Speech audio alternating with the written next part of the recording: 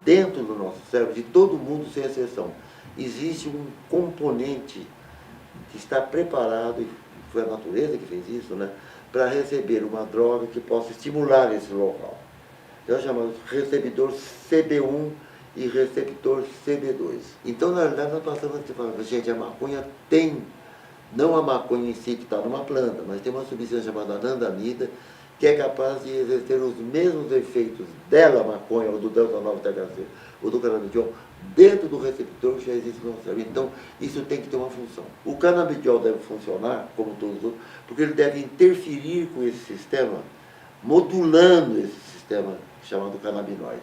Ora, se a maconha produz larica, produz grande apetite, estimulando esse sistema dentro do nosso, o centro da fome, que a gente chama, né? O centro da saciedade, a gente então, eu posso dar a maconha, o delta-9-THC, para as pessoas que estão com câncer na parte final, para as pessoas que estão com AIDS na fase final, que eles melhoram um pouco o apetite. Quer dizer que então esse é o efeito terapêutico. Bom, ele continua num passo absolutamente lento e foi muito difícil conseguir esse primeiro passo e foi dado aqui na Universidade Federal de São Paulo, num grande simpósio que o CEBRID, do Departamento de Medicina Preventiva, realizou no ano passado. Nesse simpósio que tinham professores de fora de 5 países, mais professores daqui, todos especialistas em lidar com problemas de doenças para os quais a maconha, os seus derivados, inclusive o canabidiol, já estavam sendo usados em outros países. Então, discutiu-se durante 2 dias o que acontecia no Brasil. Mas por que aqui não tem? Né? O que ocorre no Brasil não é uma coisa generalizada. O Brasil está se tornando exceção pelo fato de que o Brasil não aceita ainda a maconha e seus derivados como medicamento. A primeira lei que aparece no Brasil recente sobre o uso do canabidiol para crianças epiléticas. Mas isso não tinha valor, porque tem que ter o Conselho Federal de Medicina. 6 meses depois, o Conselho Federal de Medicina aprovou e finalmente a Anvisa aprovou. Então agora, os pais podem aprovar para este caso, crianças de até 2 anos de idade, aprovaram até para 18 anos de idade, importar do Brasil, para o Brasil, o canabidiol, que é a única coisa que está aprovada até hoje. Né? O Brasil, talvez por ser um país mais atrasado, né? Do que o Chile, do que o Uruguai, que simplesmente ainda considera a maconha talvez como uma erva diabólica e seus derivados também. Obedecendo à ONU. A ONU até hoje mantém a convenção chamada das drogas narcóticas de 1961 ainda condena a maconha como uma droga particularmente perigosa, o que não é verdade. E o Brasil segue isso ainda, até porque também talvez existam muitos religiosos meio fanatizados no Congresso Brasileiro, mais de 100 e tantos, né? Ah, bom, isso todo mundo diz. Ninguém provou. O que está provado, por exemplo, são coisas dessa ordem. Você estuda a memória em animais de laboratório, não. Prejudica a memória durante a fase que está havendo o efeito da maconha e o indivíduo está fazendo alguma coisa para memorizar algo.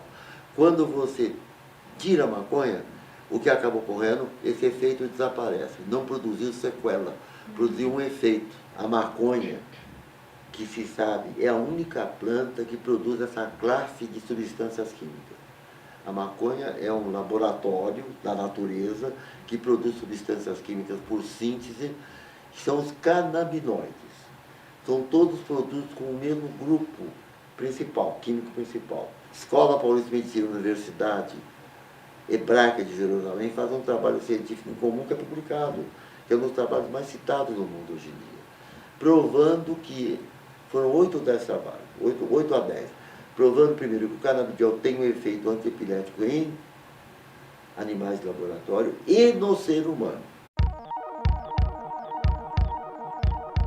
Primeiro, porque a comunidade médica ela tem uma formação mais antiga nesse aspecto e ela levou para si, para dentro das universidades, das escolas, né, que a maconha é uma droga particularmente perigosa. Segundo lugar, A medicina brasileira, vocês já olharam aqui dentro do campus da Universidade Federal de São Paulo, o campus de São Paulo, quantos alunos pretos, negros e mulatos vocês topam?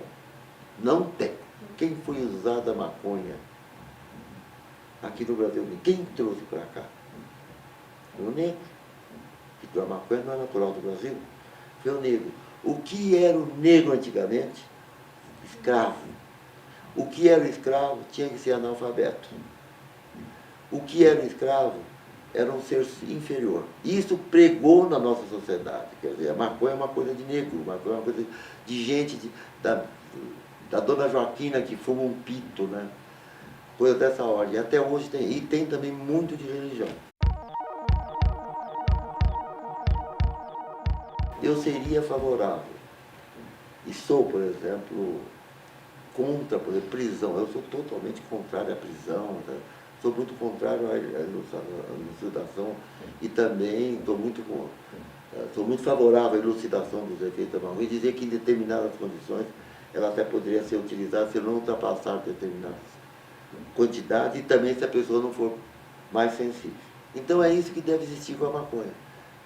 Se houver um conhecimento que dê um momento de prazer através do uso responsável, eu não vejo por que não fazer. A culpa não é da maconha, para ver exagerado ou não. A culpa não é do álcool, a culpa é nossa, do homem que não tem instrução suficiente.